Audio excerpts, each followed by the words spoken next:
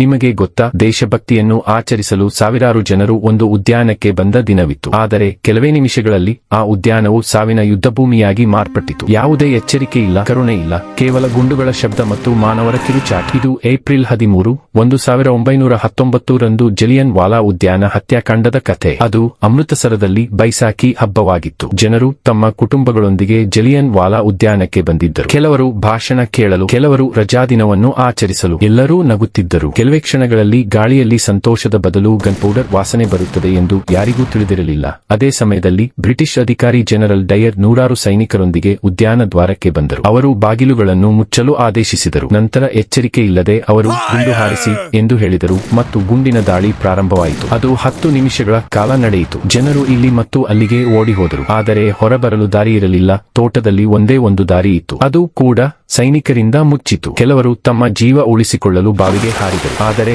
ಆ ಬಾವಿಯು ಶವಗಳಿಂದ ತುಂಬಿತ್ತು. 370 ಸಾವುಗಳು ದಾಖಲಾಗಿವೆ ಸರ್ಕಾರ ಹೇಳಿದೆ. ಆದರೆ ನಿಜವಾದ ಸಂಖ್ಯೆ ಬಹುಶಃ ಸಾವಿರಾರು ಇರಬಹುದು. ಭೂಮಿಯು ರಕ್ತದಿಂದ ಕೆಂಪಾಗಿತ್ತು ಮತ್ತು ಆಕಾಶವು ಒದ್ದೆಯಾಗಿತ್ತು. ಇಂದಿಗೂ ಜಲಿಯನ್ ವಾಲಾಬಾಗ್ನ ಗೋಡೆಗಳ ಮೇಲೆ ಗುಂಡುಗಳ ಗುರುತುಗಳಿವೆ. ಯಾರು ಸ್ವಾತಂತ್ರ್ಯವನ್ನು ನೀಡಿಲ್ಲ ಎಂಬುದನ್ನು ಇದು ನಮಗೆ ನೆನಪಿಸುತ್ತದೆ. ಸಾವಿರಾರು ಜನರು ತಮ್ಮ ರಕ್ತದಿಂದ ಅದನ್ನು ಗಳಿಸಿದರು.